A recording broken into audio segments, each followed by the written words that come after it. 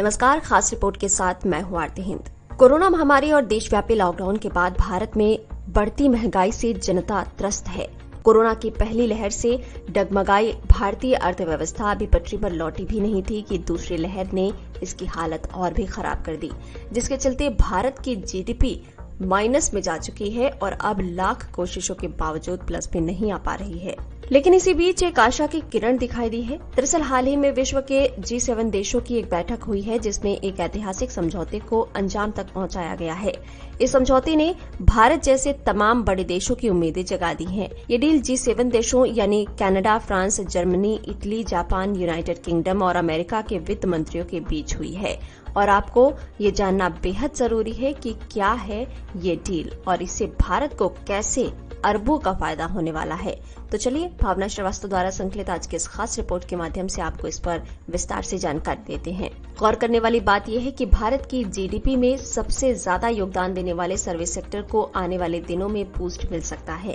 दरअसल दुनिया भर के बड़े देश मल्टीनेशनल कंपनियों पर कम से कम 15% का टैक्स लगाने पर विचार कर रहे हैं। अभी ये समझौता G7 देशों के बीच ही हुआ है, लेकिन आने वाले समय में अगर इस बात पर पूरी दुनिया के देश अपनी सहमति देते हैं तो गूगल, एप्पल और अमेजॉन जैसी तमाम मल्टीनेशनल कंपनीज को हर देश को कम से कम 15% टैक्स को चुकाना ही होगा। इस तरह से भारत जैसे तमाम देशों को टैक्स बेनिफिट मिलेगा और इकोनॉमी और तेजी से बढ़ेगी। मौजूदा समय में ग्लोबल टैक्स को लेकर कोई नियम नहीं है। छोटे छोटे देश अपने यहाँ कंपनियों के इन्वेस्टमेंट को आकर्षित करने के लिए टैक्स में भारी छूट दे देते हैं, जिसकी वजह से कंपनियां इन देशों में अपने व्यापार को डालने में ज्यादा दिलचस्पी दिखाती हैं। इस तरह से बड़े देशों के पास इन्वेस्टमेंट आ ही नहीं पाता।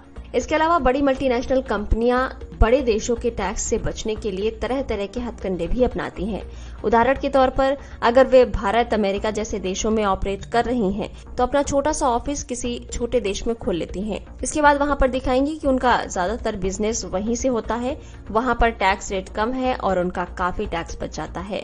तो अब प्लानिंग यही है कि इन बड़ी कंपनीज को मजबूर किया जा सके कि वहां टैक्स अदा करें जहां वे ऑपरेट करती हैं। इसी वजह से कम 15% का टैक्स रेट बनाने की बात की जा रही है, जिसे ग्लोबल मिनिमम टैक्स रेट नाम दिया गया है। कहने का मतलब है कि 15% से ज्यादा टैक्स तो किया जा सकता है, लेकिन कम नहीं। ऐसा नहीं है कि ये फैसला सिर्फ इन 7 देशों पर ही होगा, बल्कि G20 के देश, जिसमें भारत, चीन, रूस जैसे कई और देश भी शामिल हैं, मिलकर इसी साल के मध्य तक ग्लोबल मिनिमम टैक्स पर फाइनल फैसला लेंगे और तब ये पूरे विश्व के लिए लागू हो जाएगा। इसके बाद कम टैक्स वाले देश एग्रीमेंट का विरोध नहीं कर पाएंगे और अनुमान है कि नए टैक्स कानून के बाद मल्टीनेशनल कंपनीज को दुनिया भर में 50 से 80 अरब डॉलर तक अतिरिक्त टैक्स चुकाना पड़ सकता है और ये राशि भारत जैसे देशों में आएगी। ऐसा माना जा रहा है कि भारत के लिए ये डील पॉजिटिव ही साबित होगी। एक्सपर्ट्स कहते हैं कि इससे भारत को फायदा होने वाला है। भारत को बड़ी कंपनियों के प्रॉफिट पर एडिशनल टैक्स लगाने की आजादी मिलेगी। पहले गूगल, अमेजॉन, फेसबुक जैसी कंपनियां सरकार द्वारा लगाए गए टैक्स देने से मना करती रही हैं, क्योंकि छोटे देश कम टैक्स पर उन्हें बिजनेस ऑफर करते थे।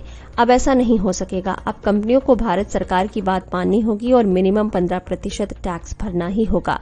इससे भारत को भविष्य में कॉर्पोरेट टैक्स में अरबों का फायदा हो सकता है।